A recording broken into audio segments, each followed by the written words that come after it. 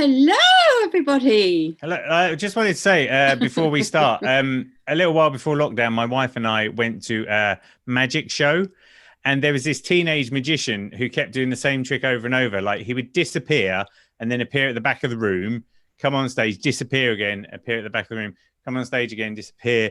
And my wife kept asking me how he was doing it and why he kept repeating the same trick. And I said, it's just a stage he's going through. Hey everybody, it's the LoveCrafts Show. My name's Mr. X Stitch. And I'm Marion. And are we excited now to have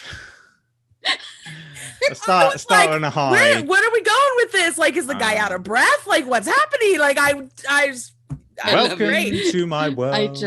I love it. Won't you come on in? Hey everybody, we've got Marley Bird. We've got Marley Bird. Wow. Oh my God. Marley, we have been waiting for you for so long. You sound like my husband.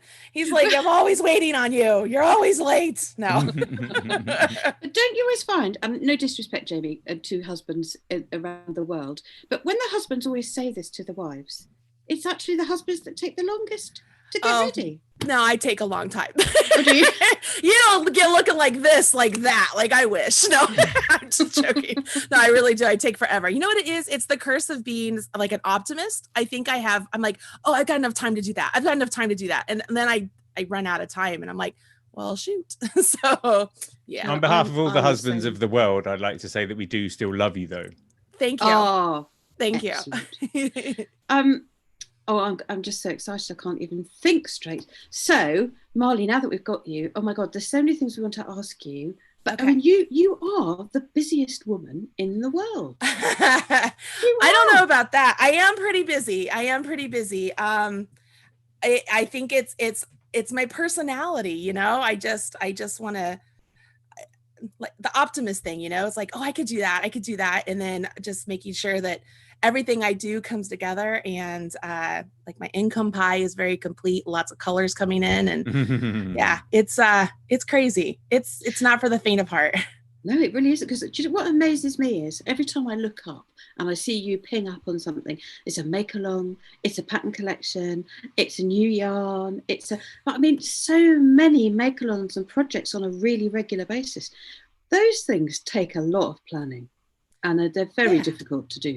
How do you have some kind of Harry Potter time turner? Oh gosh, I wish. You know what? I have a Harry Potter time turner keychain that one of my best friends, designer Anne Burke, who is famous for Anne Tarja. She does a lot of intarsia. Wow! So she went to Disney World and found a time turner. She's like, I know who needs this, and she mailed it to me. So I have a keychain. No, I have, for a long time, I had a really good assistant that worked with me, and we just kept a really good schedule and a team that really encouraged everything together. Since then, Caitlin has left to go work with another company. And so I just hired a new executive assistant, a new content person, a new Facebook, like there's so many people. And I feel sorry for them coming into this time of year to work for me. I'm like, I'm sorry. Like it won't be this crazy all the time. Although spoiler alert, it really is. Like, I'm just like, no, it's only this crazy right now. And it's like, no, it's really always this crazy. Yeah, I mean, I guess my secret is the team behind me, not only the ones that work directly with me, but the contractors, the testers, all of the people that I work with. I could not do this alone. There's no way to keep the schedule I keep alone. Do you find that people still think that you do it all alone though? Some people do. There are some people, I always actually, I get very flattered when people will watch the YouTube channel, and like I video everything myself. I edit everything myself. I do all that myself. And so when people are like, you know, your team that are editing, they could do this, they could improve this. And I'm like, oh, you think I have a team? You're so cute. You know, that's so precious. But no, on the other side, I think enough of my followers know that, you know, I have contractors that help me. I have tech editors that help me. I have, you know, the people out there, but the newbies are the ones that they're like, wow, she's just like, does she ever put her hook down? When in reality, I rarely get to pick up my hook or my knitting needles. It's just the nature of the job. And this is the thing, we were talking about this a bit earlier. Yeah. When you work in this yarn industry, it's very difficult to then knit and crochet for pleasure and to have the time to do it when there's not something else waiting in the wings. It is, and I find that very frustrating because you love knitting and you love crochet and you want to make things and you want to just go flying off without a pattern but where is the time? No, it's just not there anymore. Not even just that, but it's no more like I just get to grab some yarn and needles or a hook and just play anymore. Like that's really before I became a real designer. That's kind of what I did. And now I'll start doing that. And I'm like, I'm not going to write this pattern. And then I'm just like, I really should write this pattern. Like this time I'm spending doing this should not be wasted. I should be using this. And so then everything I do ends up becoming work. Now, having said that, I do want to preface all of this in the sense that if I won the lottery tomorrow, I would still do this. Like, I love what I do. There is no doubt about it. I am not complaining about the complexity of my job or the busyness of my job. I love that. I thrive off of that. I really do love it so much. My husband always laughs at me. He's like, well, if we won the lottery, I'm not working anymore. So I'm going to be on vacations. You can do what you want to do, but I'm not going to be working anymore. And I'm like, that's all right. Just, I love what I do. It's a lot of fun. Yeah, and I think I'd be the same. That I wouldn't want to stop. I did win the lottery. I'm worth about £4.9 billion. I just don't really tell anybody. Amazing. Yeah, that's amazing. You are a catch. That's what you are, a catch. That's right, ladies. That's right.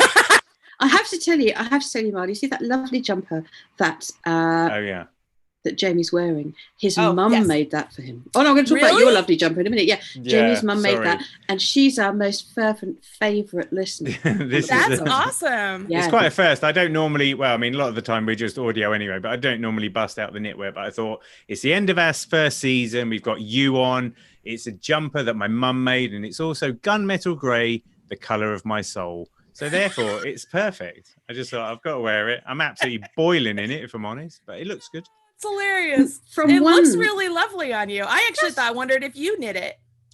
Do you see now?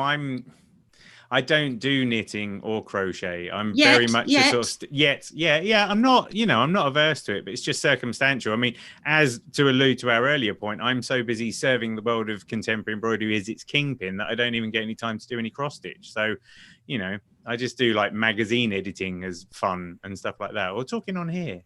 My creative pursuits are very limited, so no. I get it. But one day, but from one jumper to another jumper, I would just like to point out, if anybody has noticed, Marley's deeply gorgeous crochet sweater that she has to wear, which I spotted the second she appeared. You did, didn't you? And the reason I did is because I was watching her the other day. I was looking on. I think it might have been an email, and you had that amazing Yarnspiration swan show on a mannequin. Oh, the brown one. It's in the other room. I could have brought it in. Nice. Right? That was lovely. When you appeared on the screen, I thought, oh, she got the swan show. But no, even better. Tell us about the jumper, because it's sweater. The sweater. So because this new yarn called Bernat Plentiful came out, I don't have the wrapper on it, but I could show you one of the balls. It's huge. I mean, it's as big as my head. I mean, it's massive. That is It is very large. It's a large ball of yarn. It's so much. I wanted to design a couple pieces using that yarn, just so as people are looking for patterns, because Yarnspirations always puts out patterns using their new yarns.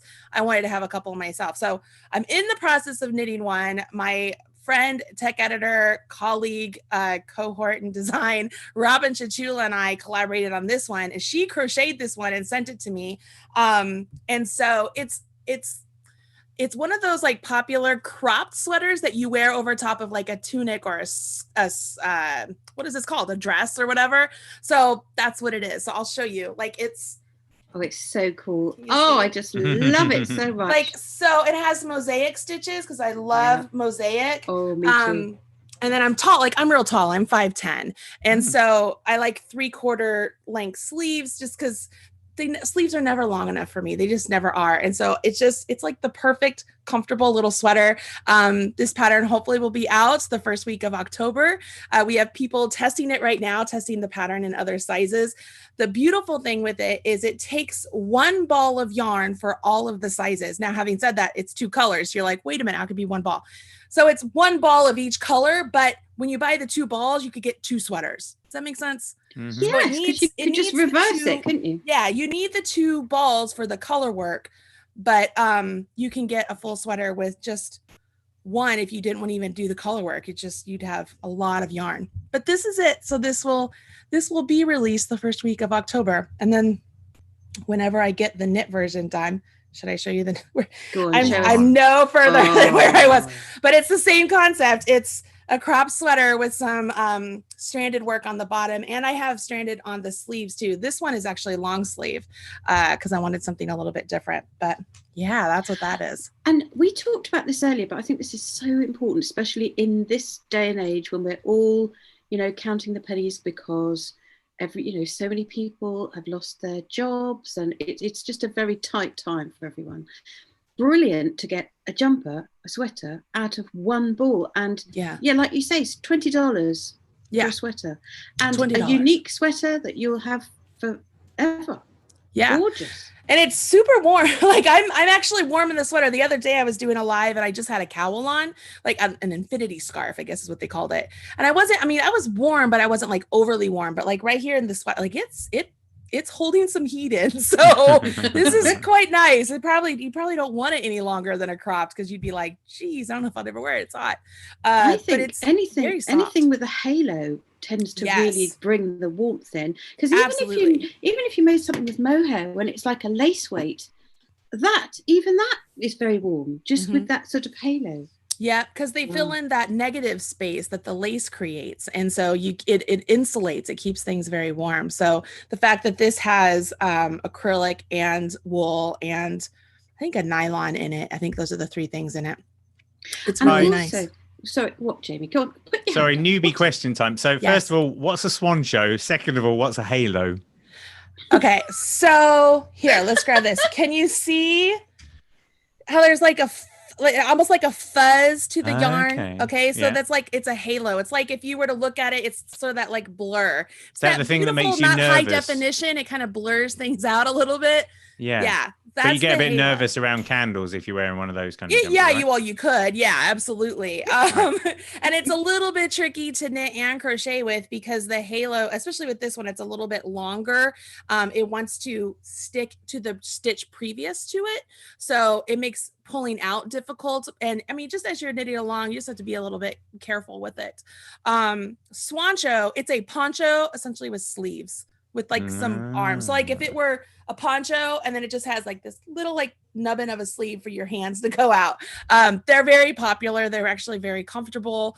It's just a piece just to wear, an accessory piece to wear over something. I like that. Every episode I try and gen up on a bit of the technical stuff. Awesome. There you go. Well, now you know. I know what DPN is, right? Virtual Private Network.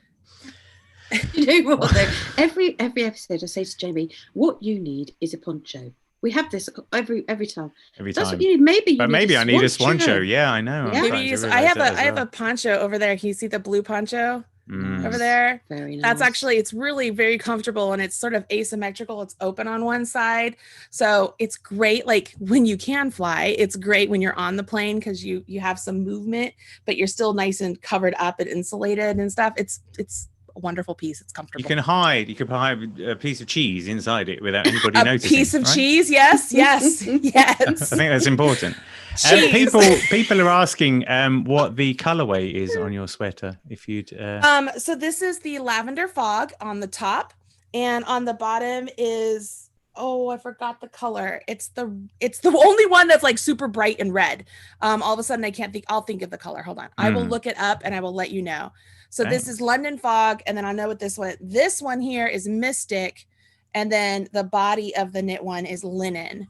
So that's how that goes. I will look this up right here. So I can remember. You would think I would remember, but you've got so much going on. Like I don't remember what I had for breakfast, and I literally just had breakfast. So did you say lavender fog or London fog? Lavender fog. Lavender fog. Because when you said lavender fog, I thought Jamie might have broken into his old Londoner voice, which no doubt will come. I love a bit of lavender fog. Reminds me of back when I was a lad. They rationed lavender, you could only have 4 pounds of it a week.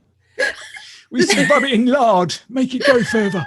You guys, I mean, that's like so cool. I don't know one accent from another. One of my best friends, she's, if you could follow this here, I don't know if I've told you this before, she is my husband's stepdad's new wife. So she's sort of my stepmother-in-law. Sounds like the worst like classification ever, but she's delightful.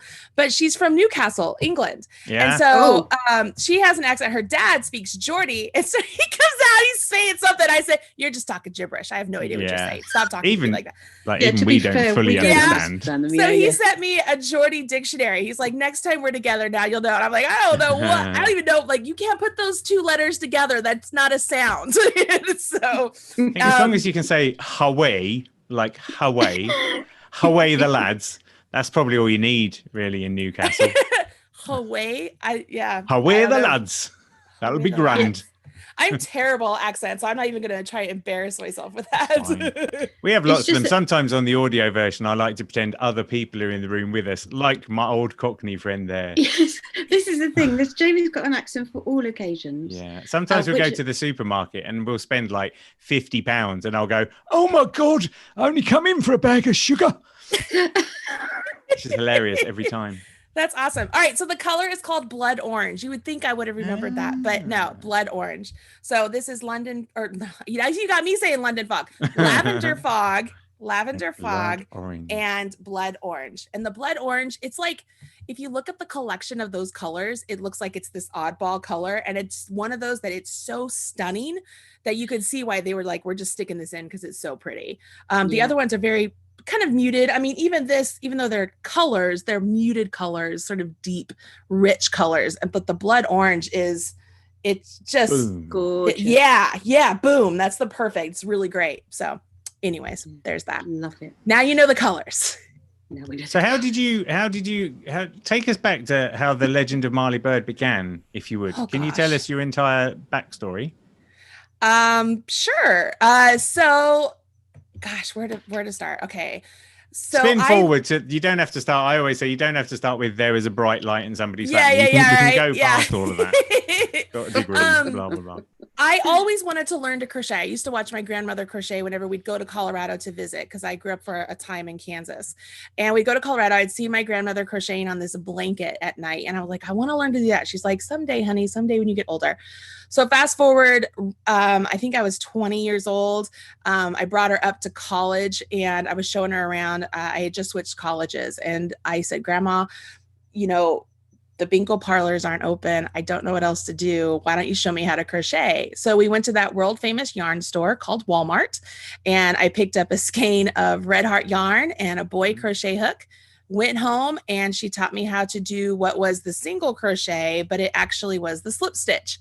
So, and those are US terms. I was working along. I'm like, this doesn't look like what I'm looking at on the internet, because that's right when eBay started.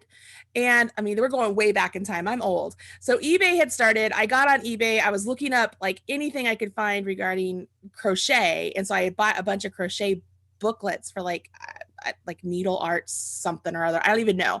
I was just super excited to be holding on to some things that I could learn. And so I taught myself how to crochet everything else beyond that slip stitch that my grandma taught me. And, just fell in love with it. So then like I was a collegiate athlete. So whenever I was going to track trips and stuff, I always had a project with me that I would just be crocheting on. Rarely followed a pattern, which is funny. Like I usually use those books sort of as inspiration, but I just kind of went my own path. And then fast forward to when blogging really started to become a thing, and somebody did a special on Stephanie Pearl McPhee and knitting. And I read her blog and I'm like, oh, socks, that would be really cool. So I went to Jill, my stepmother-in-law, to ask her to teach me how to knit. And she knits with the needle underneath her armpit. Oh, and she knits like this. Yeah, like she's super wicked fast. But I'm a little well endowed and I had no room on my needle. And I'm like, there has to be another way, which her response was, stop bragging. And I'm like, no, like I can't do this. I'm like, I don't know what there's no space for anything to happen. So I was like, well, maybe knitting is just not going to be my gig. And my pastor's wife actually said, well, you're a crocheter, aren't you? And I said, yeah. She goes, let me show you how to continental knit. And she showed me and it just clicked with me. And so then my first project was a pair of socks, because when you don't know it's supposed to be hard and you just do it, You just do it. Exactly that. Yeah. Right. So I made socks. I made a bunch of other things. And I was really just in this zone of, I want to do something in this yarn industry. I was like, I felt like this is my calling. And I was an insurance and investments specialist with Northwestern Mutual. And let's see, one day I just wasn't happy. And I was talking to my husband and I said, I'm not happy. He said, well, let's figure out what'll make you happy. So I quit my job, to which my boss said, so what are you going to do now? And I said, I'm going to do something in the yarn industry. And I'm not even joking. He goes, that's a new one. Nice. Good luck with that. Rude. Yeah. Crikey. He's a really great guy. But he was like, really? And so like to this day, he's still my insurance guy and investment guy. He's really awesome. But I left there. I started a blog. And at that time you had to have a knit blog or a crochet blog. You couldn't really do one together. And I was like, this is too much work. That's kind of ironic that I said that, but I said, it's too much work. I said, it's not about the knitting or the crochet. It's a yarn thing, which is how the Yarn Thing podcast came to be, because I started the Yarn Thing blog.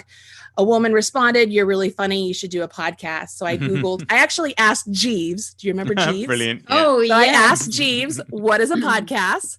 And that just is where that went. So my very first podcast said, here I go down the rabbit hole. Who wants to join me? And from one thing led to another. I started interviewing people. I put out into the world that I wanted to design. I talked to Robin Chichula and Drew Borski about it, to which both of them said, if you want to do this, you need to go to the Needle Arts Association, the National Needle Arts Association. So it was like 2 weeks away. So I called Jill, my stepmother-in-law, who's also a designer, and she was getting into it. And I said, I'm going to go to this event. Do you want to go? She's like, Marlena, that's my name. And she's like, Marlena, that's like 2 weeks away. I'm like, yep. Do you want to go? We're going to go. We're going to do this. We're going to go. And we went. My uncle gave me $1,000 to kind of like as a support thing. Like, here, let's go try this. My dad paid for my hotel. So my uncle, I paid the flight, anyways, whatever. So they were just very much like, we believe in you. We know you could do this. And I went, and the rest is really history. It's just been one thing after another, because I honestly believe this is where I'm supposed to be. And so when you're doing what you're supposed to do, putting forth the effort to get to the places you need to go, I really feel like God just makes the path and makes it right there for you. And that's just where I've been for the last 14 years. So here I am today talking to you. You've achieved now. It's literally downhill from here. This is it. Yeah. The top. Awesome. But also, I see what I love is that you become the spokesperson for these amazing yarn companies. So you get all sorts of yarn to play with, and then you get your own yarn.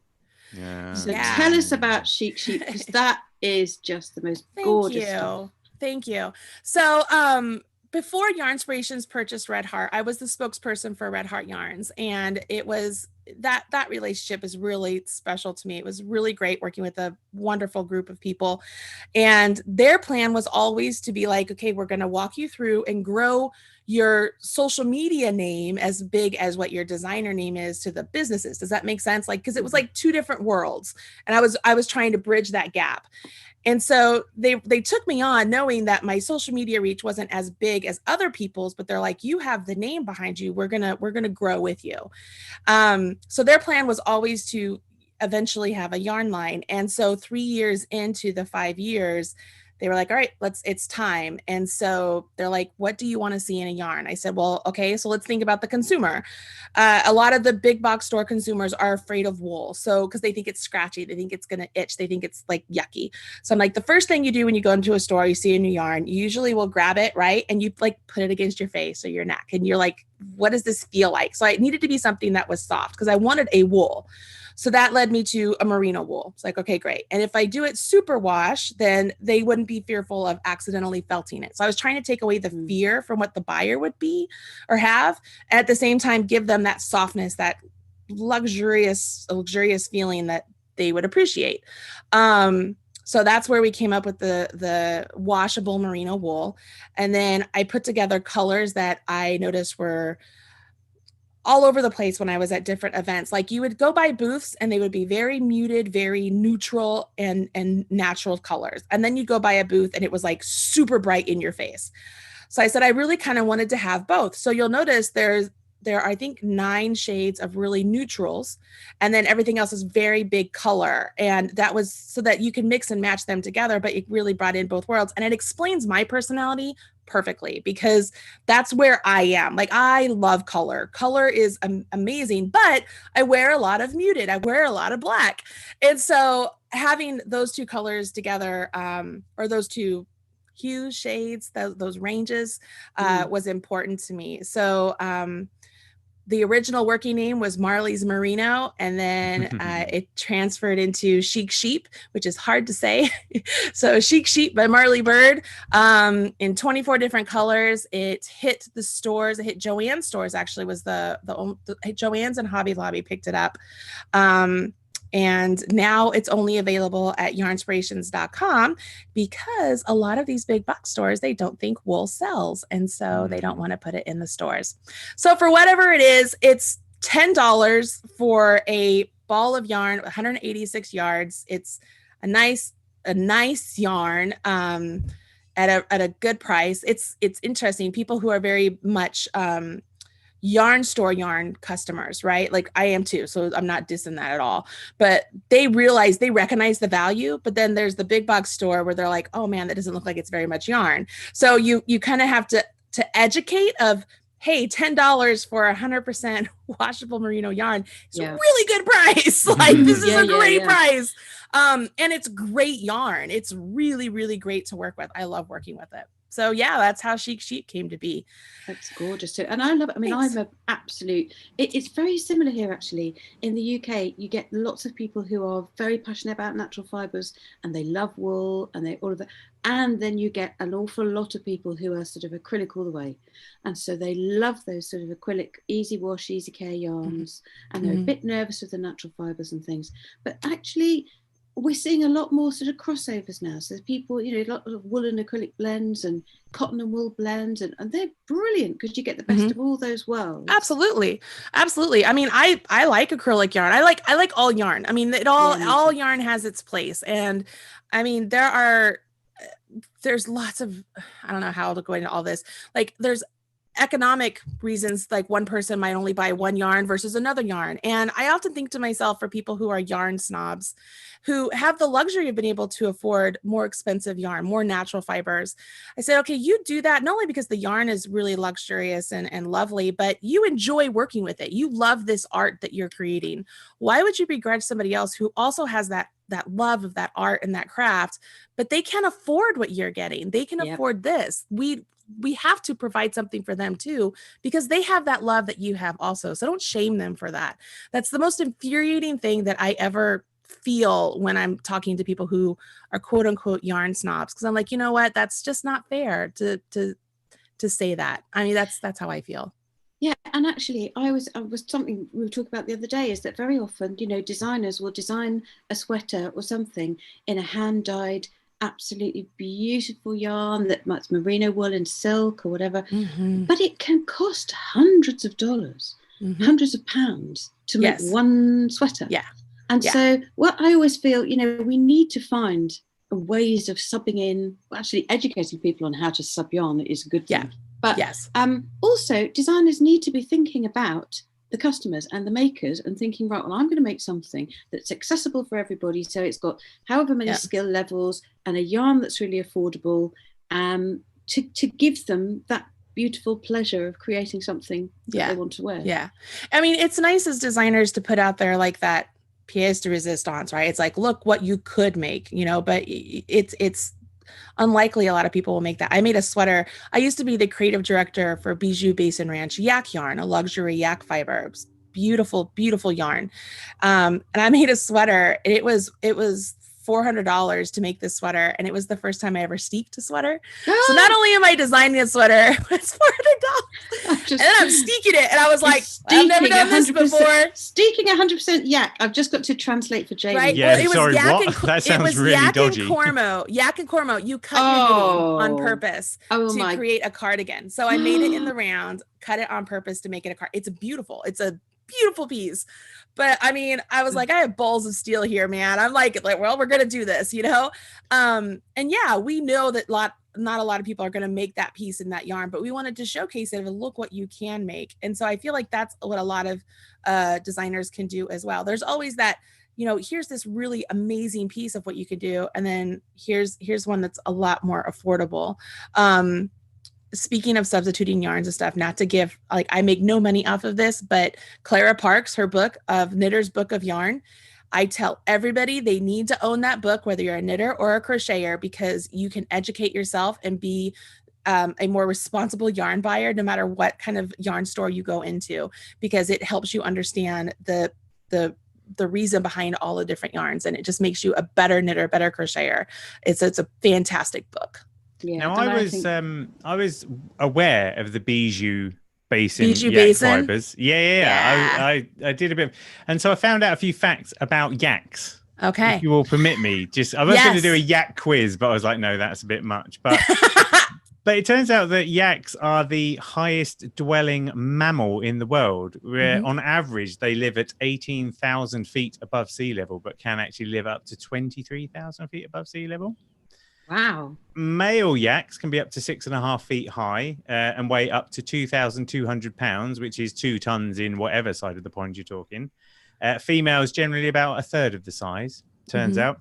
And then yak hair, obviously the cold environment means the down is extremely dense and stuff like that. But yeah, as they say, it's as soft as cashmere, but it's actually more sustainable than cashmere, because cashmere does a lot of, like, not deforestation, overgrazing, I think is a phrase, isn't it? So it turns out it's more useful.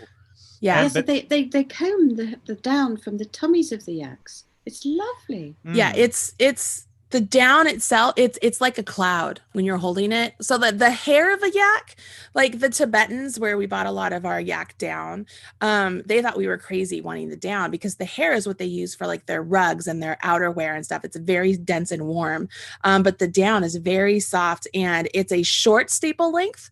So mixing that with another fiber with like a longer staple length too, you can get, like, it's a joy to spin and such. Like, I don't know, there's all sorts of different things about it, but it's incredibly soft, and it's hyperallergenic.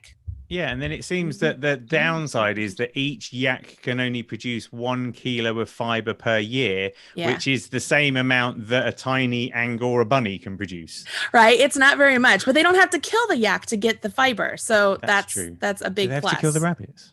No, they don't have to. But no, there are other animals out there that, you know, like you can't comb a buffalo. You know? My final fact is, it turns out that yaks are naturally friendly, but can be a bit sensitive about who milks them, it seems. And so it can take a lot of time. If you've got a yak farm, it can take a lot of time for you to earn the trust of the yak, so that it doesn't kick off at you.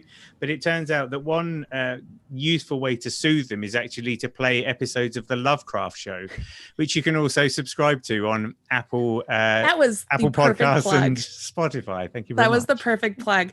Carl and Eileen did have a working yak farm, and I will attest that they are very friendly animals. And I went there with the kids and stuff, and we would pet them and stuff. And Carl always had a really good rapport with them, and it's really nice. I watched a video where he said that this was a retirement project, and he was like, "Oh, but it's so much more work." It was. Yeah. Oh my gosh, Carl and Bijou Basin has since they have actually retired now, right, so it's no longer in business, but he's a hoot, like he's a character.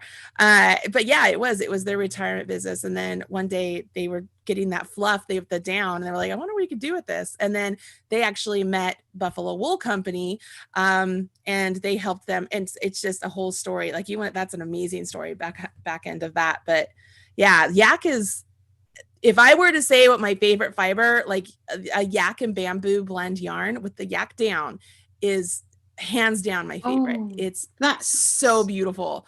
Yak and bamboo, and so Marion, perfect it's amazing. On the skin. It's amazing. You get the softness of the yak, the strength of the bamboo. So like I told you, I'm 5'10". I'm a size 2X, 3X. So I could make myself like a duster length sweater, and it wouldn't grow on me because the bamboo would keep it in place. I mean, it's so fantastic. It's wonderful. It almost sounds like the Wagyu beef of yarn or something. You know what I mean? Like, maybe. I mean, there are these beautiful gorgeous fibers, Jamie. I mean, and a lot of people love alpaca and llama and camel, but yak is really supersonic. Yak is amazing. Yeah. I'm going full yak whenever I get into this.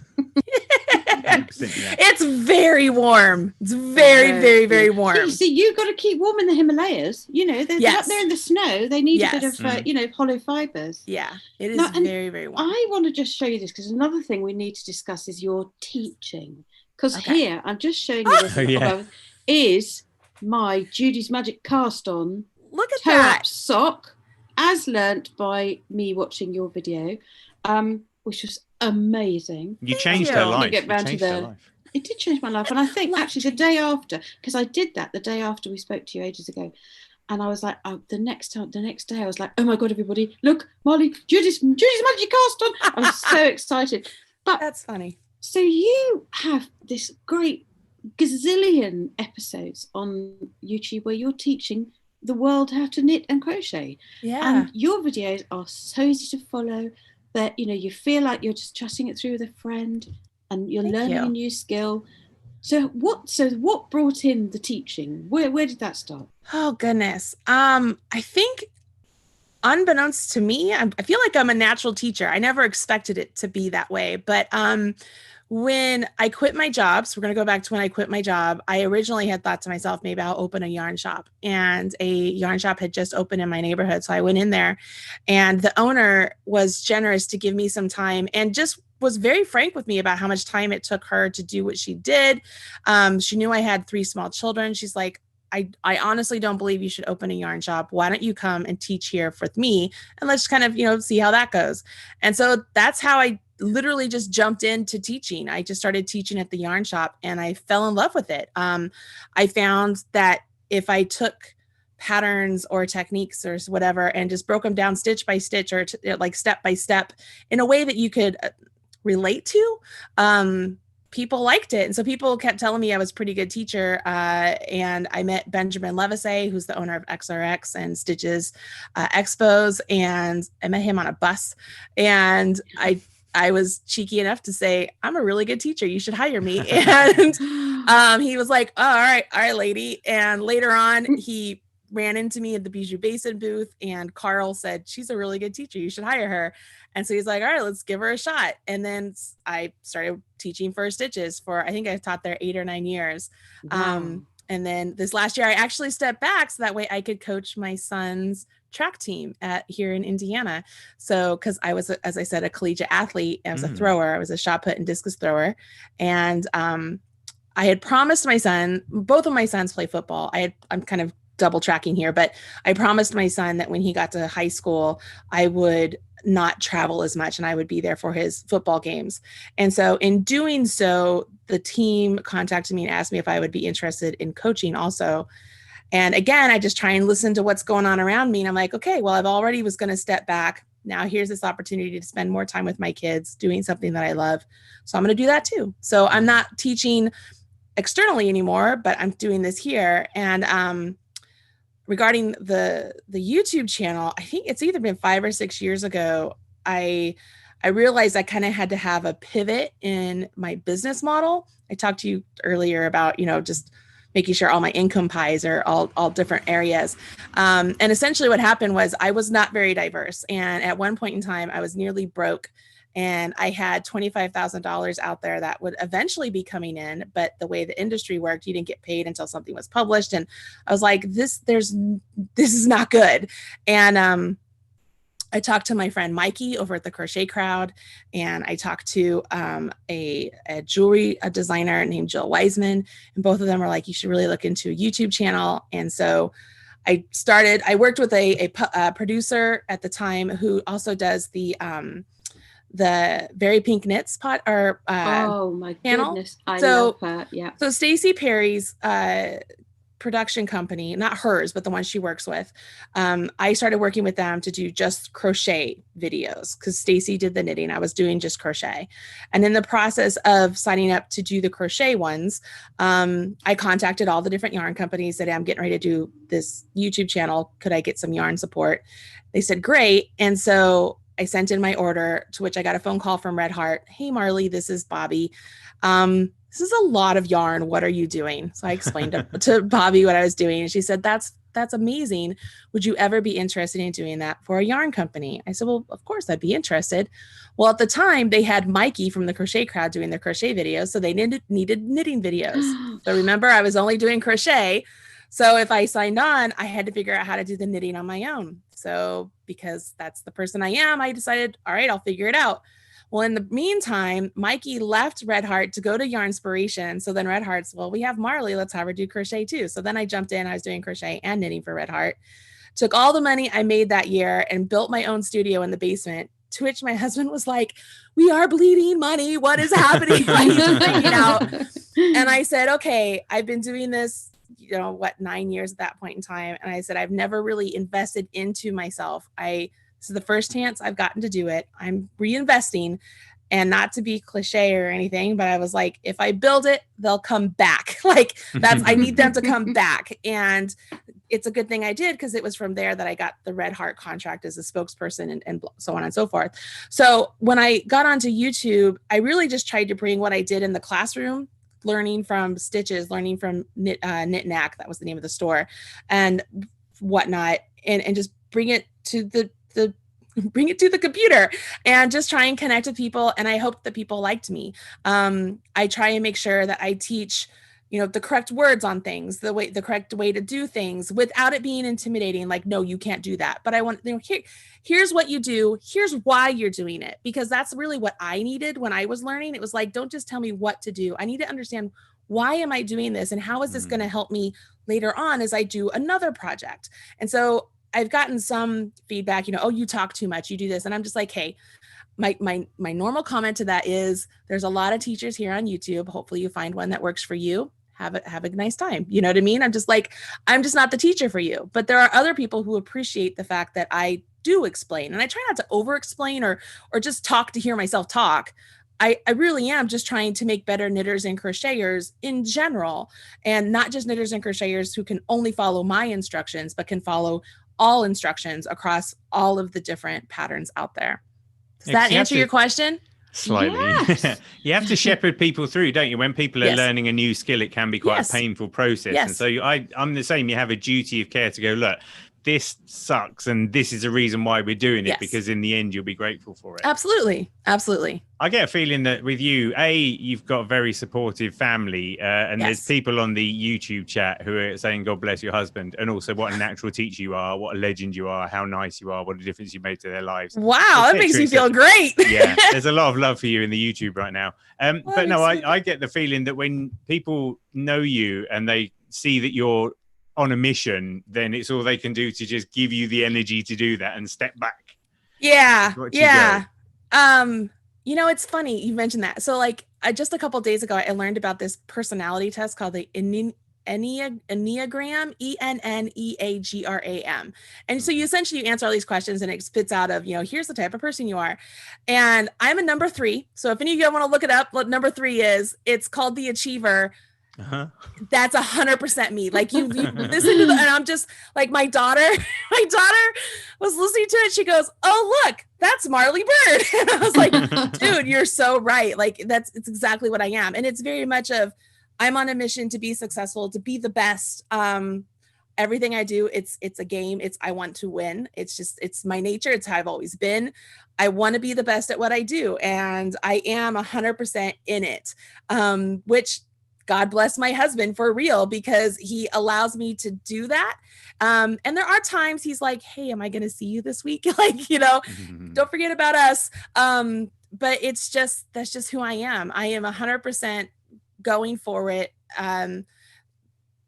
Rah-rah cheerleader, just that person. I don't know, like it's exactly who I am. But yeah, I'm a number 3 with a strong number 8, which is where I call out people on injustices and stuff. And, I'm a big defender, and I'm also a Scorpio. Like if you do like the whole horoscope thing. So I'm a Scorpio. So I'm very, very dedicated to you. Like, I'm a friend for life, but if you do something to hurt me or my family, you are dead to me. Kill them. Yeah.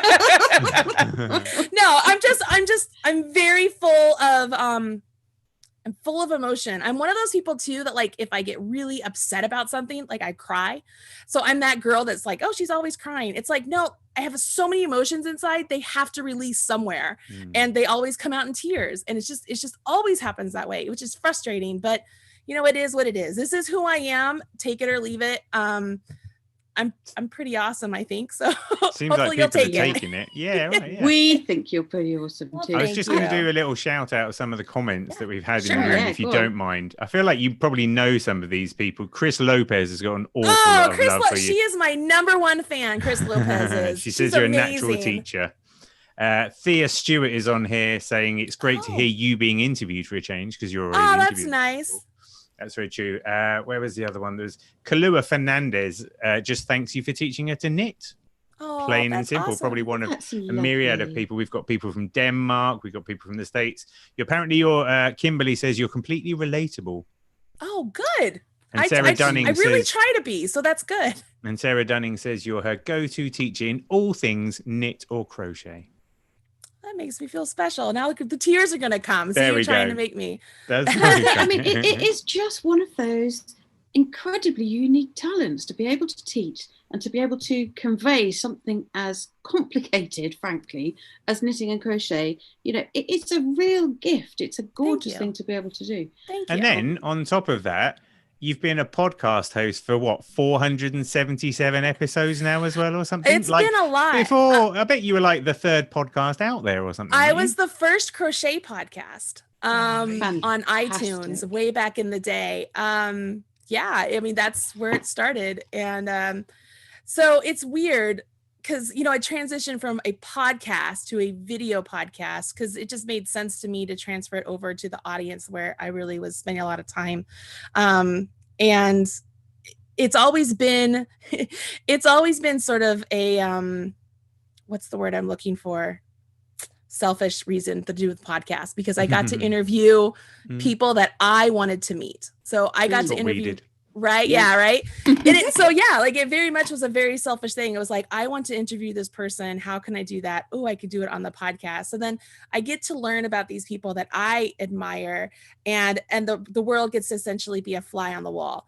And then from there, I love giving things away. Like, you know, the whole Oprah sort of thing. Like I love giving things away. So for a long time, I don't even know when it started. We've always done where there's something given away each podcast, you know, so people could listen in and have a prize, whether they were listening live or listening to, or leaving a comment later on. And so, I don't know, it's just over the years, that's just really what it's been. I'm not really that person that's going to sit down and just have a cup of coffee chatting with you.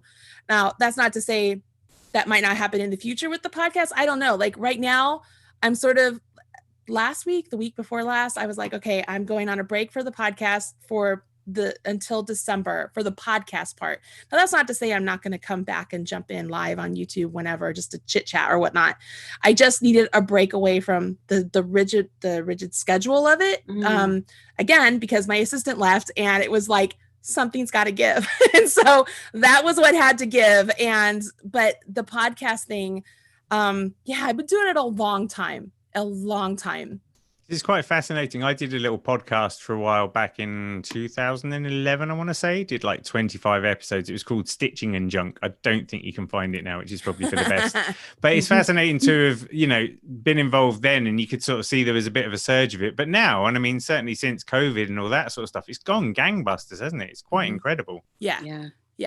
The amount of traffic and such on the internet, whether it's with the YouTube channel or my website or whatever it is, it's intense. You know, we talked about, you know, some people are losing their jobs and they're at home, or they're at home because of COVID, and, you know, they still have their jobs and such. But so I didn't lose my job, thank God. And my job just got a lot harder because I'm in the teaching business, but I am in the entertainment business too. Right. And I'm not a Debbie Downer. I'm very much, let's keep everybody up and active and excited about what life has for us as much as possible.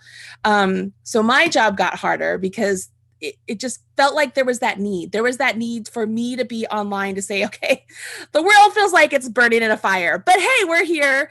We're going to recognize that there's things going on in the world. Absolutely. I'm not turning a blind eye, but let's find some sort of a happy place where we can, still recognizing the things that are going crazy around us.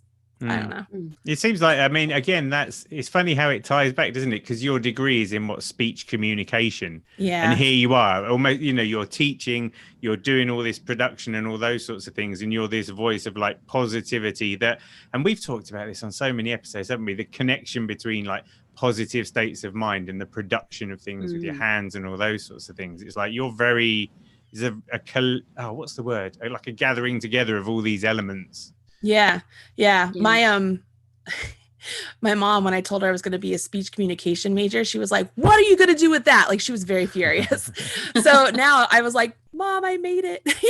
And so it's interesting. Never did I think that I'd be doing something with yarn when I was in college, which ironically, like, I don't even know if it's ironic, but I've since went back to my college track coach. And I said, "Do you remember when you used to laugh at me because I was the one crocheting on the bus on the way to Utah for a track meet or something?" And I said, "Well, today I just signed a contract to be a national spokesperson for the biggest yarn company." And he was like, "This is amazing." And I said, "You just never know where what you do today is going to take you to where what's going to happen later on." Like, I didn't know any of this was going to happen. I just knew I really liked it. I wanted to be here. It's like, this is where I'm supposed to be. I know it. I know it in my heart of hearts. I know that my degree in professional dance is going to kick in at some point. It's just, Jamie, everyone is wanting to learn to tap dance. It's only a matter of time. It's just a question of time till that comes back into fashion, I swear to God. I tell you what's interesting as well, and we've sort of found with various people that we've spoken to, is obviously during this awful sort of COVID patch where everybody's been in lockdown, it has brought people back to our crafts, Yes. And people who, before that wouldn't have had a go and would have sort of thought, "Oh, I don't want to do that. Knitting's for grannies. I don't want to learn to crochet." And all of a sudden they're rediscovering these crafts for the fantastic occupation that they are. I mean, it's so addictive and it's so much fun that I think it has brought this sort of resurgence. And that's been fantastic for us.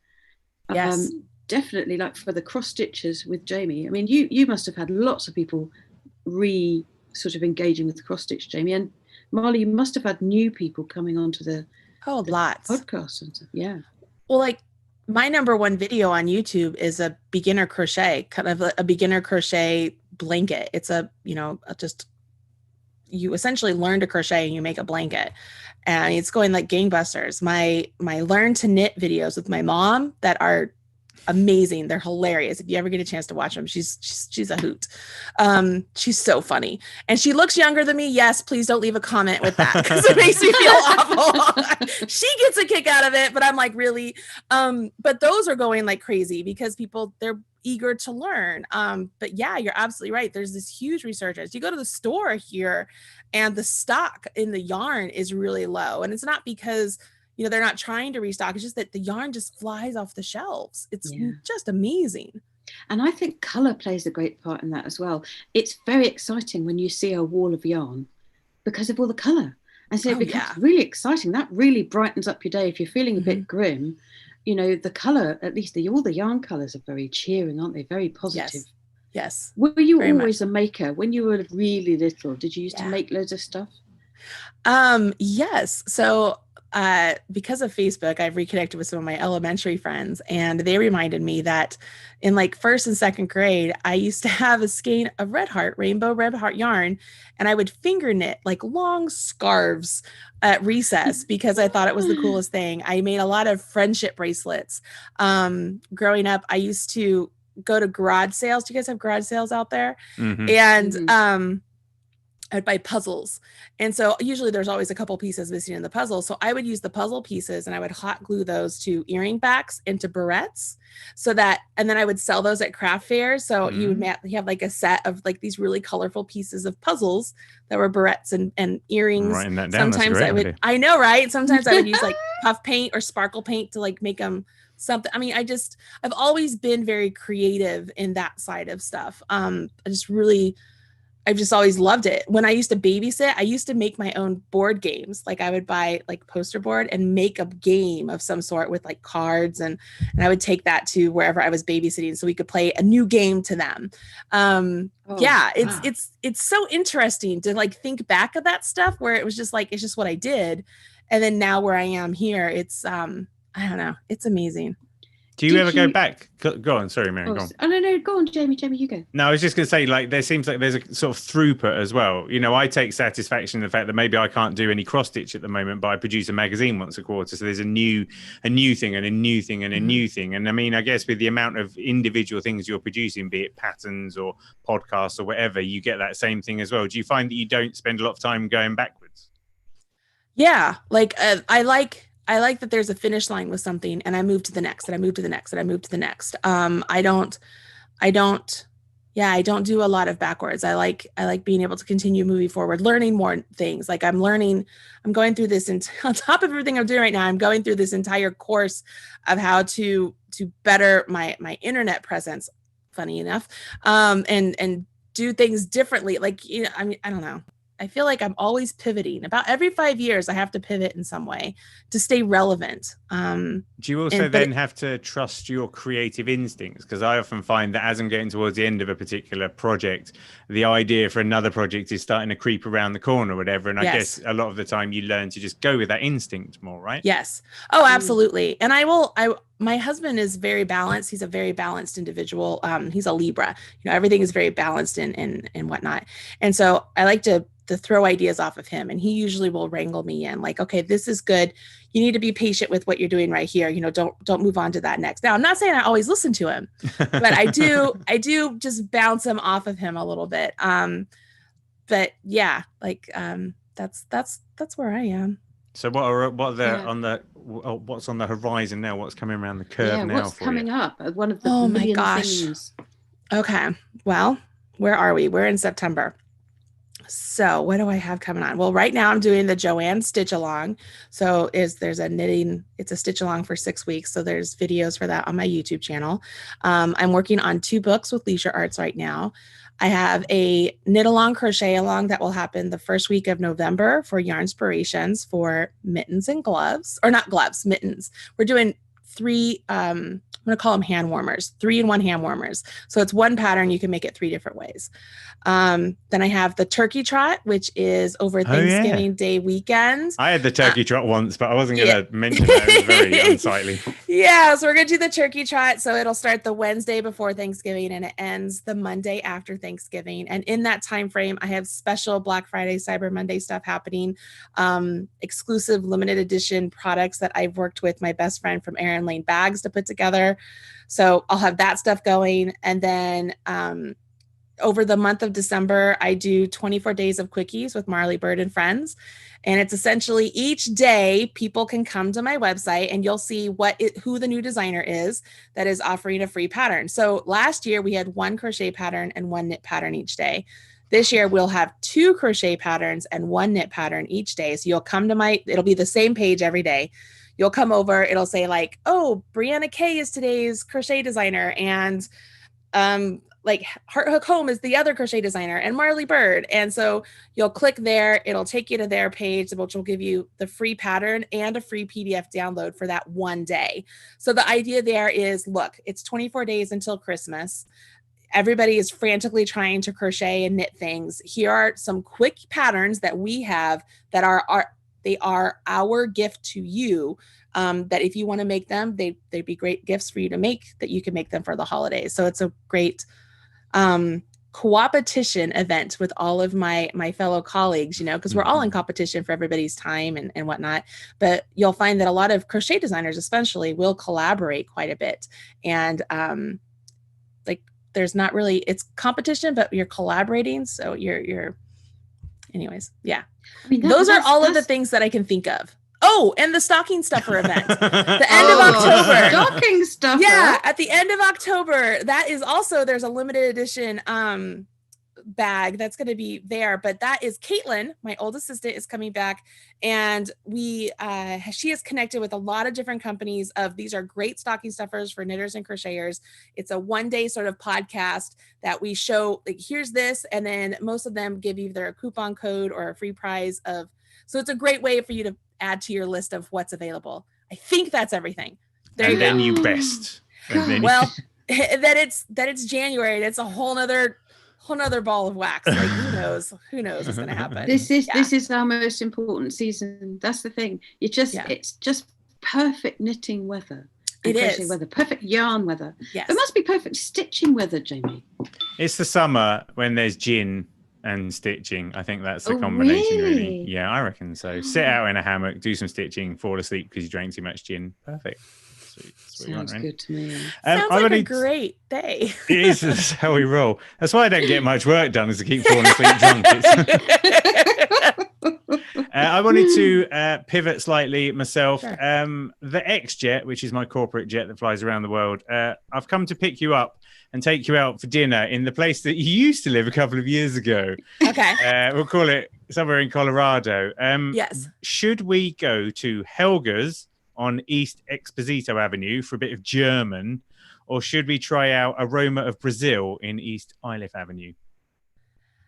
The Brazil one. Yeah. Yeah. Yeah. You were spoilt for choice. in Aurora, out there, right? So many different types of there's a food. lot. Yeah, there's a lot in Colorado. So those who don't know, I moved to Indiana last year, and so I lived in Colorado for a majority of my life. There's a lot of different food choices just all around the Front Range, and so Insane. that's one of the great things about living just right outside of Denver is like you could go anywhere from Boulder to Colorado Springs to get food, and there's all sorts of choices. All sorts of choices. It was. I mean, I had to choose two. Otherwise, I could have listed like 17 different like countries. I probably would have taken you to a place called Yak and Yeti. No pun intended because of yak, but it's actually Indian food and it's a microbrewery and it's fantastic. Oh, That's wow. that was one of my favorite places. So after dinner, we decided to fly back to where you live now for a little snack. Do we go to Jack's Donuts? Or do we go to Handel's Handmade Ice Cream? Handel's pistachio ice cream. So good. They have a black cherry ice cream and a pistachio ice cream that I love getting combined together. Oh, that's They a are gorgeous amazing. combination. I haven't been to Jack's, but yeah, Handel's is amazing. That sounds pretty good. I just wanted to refer to a few more comments and then Sure. who have we got here? Melissa Spradley thinks that her mum is her sister all the time. So a lot of people mistake my mum for my sister. It's very awkward. Really? There's a bit of love for Caitlin in the room. Penny from Vermont says hello. Emily is loving all of your events and can't wait for a second round of them. I don't know how people keep up with it. It's amazing. I don't know how people keep up with it. We've debated putting out a calendar of here's what's coming up. But at the same time, it's kind of scary to see it all written down in one place. So it's like, I'm just going to divvy it out little bits at a time. Just people with strained wrists by the end of the season. Oh my gosh. The crazy thing is like, I'll tease something like, hey, this is coming up. But then they want all the information right now. And I'm like, I'm not ready with the information right now. I just have the name of the event. That's where we are. That's, you know what I know at this point. I'm not holding back anything. This is what we got. So I don't know if you've got any last questions, Marion. No, I'm just, there are so, the thing is, we could sit here and talk for hours. We could go on and on and on, and then we could go out for dinner, and then we go out for drinks, and then we carry on talking. Sounds it's delightful. that sort of thing. We could just carry on, but I know we can't carry on. I'm just so excited that we've finally got to talk to you and found out all the fantastic things that you're doing. Oh, and do you know what? Honored. Will you come and do something with us at LoveCrafts? I know. Would love to. Our LoveCrafts audience would just love you. I think they would be so thrilled if we could do something together. I think that would be great. I think it would be awesome. And I can't wait to see your finished sock. Like, you've got to finish that sock. Because it looks like you're up to like what we call the German short rows, which the Germans just called short rows, which I've been informed. But here in America, we call them German short rows. Yeah, because we call them German short rows. But yeah, that's exactly where I am. But then other things took over. I have about sort of 10 pairs of socks, half done. Me too. Debbie Bliss's jacket. Love her. I'll tell you what I've got here, the most outrageous orange tank top. Look at this. It's so bright. That looks amazing. This is half Noro and half orange, some Cascade, which is for a friend of mine who's a bit sort of 70s vibe. Love but that. There we are. Yes, so very bright. Marion is often in a state of sexual tension. Man, I got socks everywhere. I hear that. Absolutely. Are you guys experiencing the pocket shawl like craze out there? Oh, do you know what? Like everybody under the sun out here is making a pocket shawl. That's great to know because I think they're just so lovely, aren't they? They're just wow, a short of the Swan Show. And I love the pocket shawl. I'm just like, the thing is, you could actually never stop, couldn't you? You could just knit and crochet everything 24 hours a day. Yeah, I love absolutely. that. I'm pretty certain Stephen West does that. Like you want to talk about prolific, that kid, wow. Like he's always got something going on. But yeah, so everybody who likes the pocket shawls, you definitely want to join me for the Turkey Trot. That's just a little something out there. Everybody make sure you make a little note. That was a sneaky piece. There you go. Heard it here on the LoveCrafts Show. There you go. No, but haven't said it anywhere. That's been amazing. Thank you for being what a perfect end to the first season of the LoveCrafts Show. We couldn't have had it any better. Please come back on here again. I would love at the start of the second season, and maybe every episode hey, afterwards. that works. We're just like, and we're still talking. Yeah. This live stream is 25 days old now.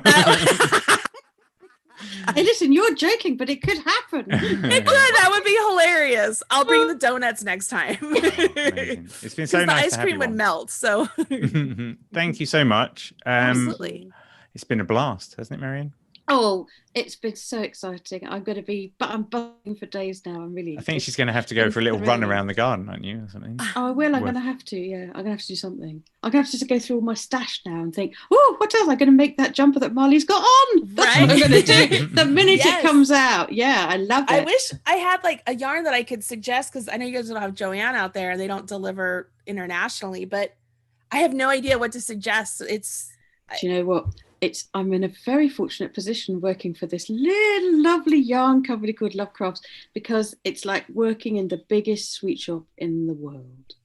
That's awesome. So I'll be able to have a good old root through and find something that's, similar. I love it. It's gorgeous. That's awesome. It's great. I mean, and the 2X, it only took her a couple days, so it goes relatively quickly.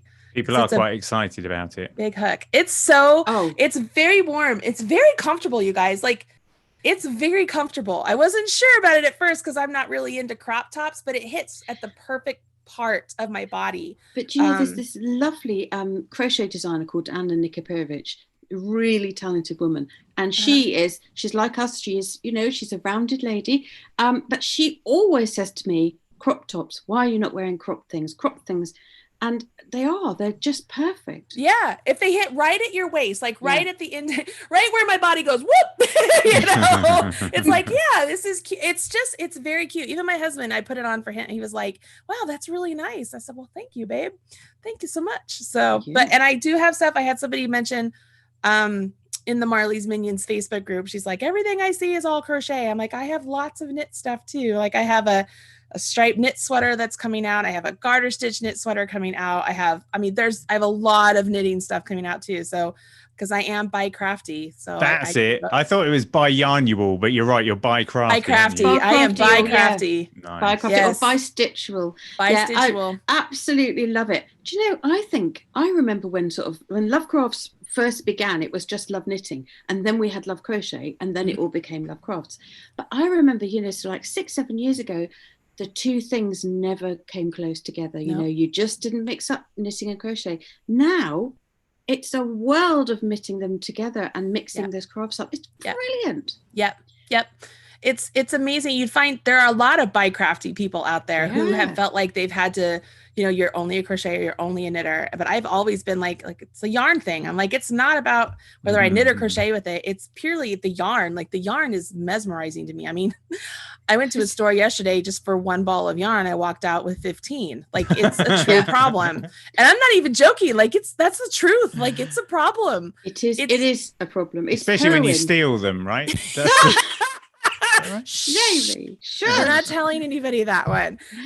But yeah, it's very addictive. It really is. And you're right. You know what it is? It's the possibilities that come with it. Like you buy that ball of yarn. It's not just this wonderful, soft, great ball of yarn. It's the possibilities that yarn can be made into.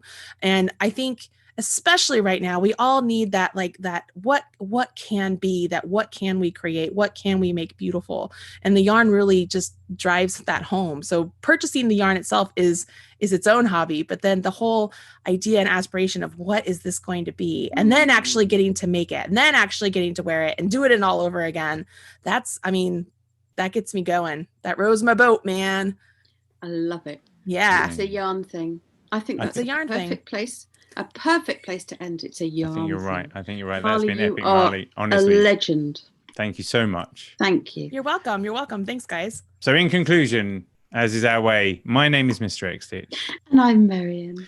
And I would gladly walk across the desert with no shoes upon my feet to share with you the last bite of bread I had to eat. I would swim out to save you in your sea of broken dreams when all your hopes are sinking. Let me show you what love means. LoveCraft can build a bridge between your heart and mine. LoveCraft can build a bridge. Don't you think it's time? Don't you think it's time? Thank you very much, everybody. I love it. You're so talented. I love it. Bye, everybody.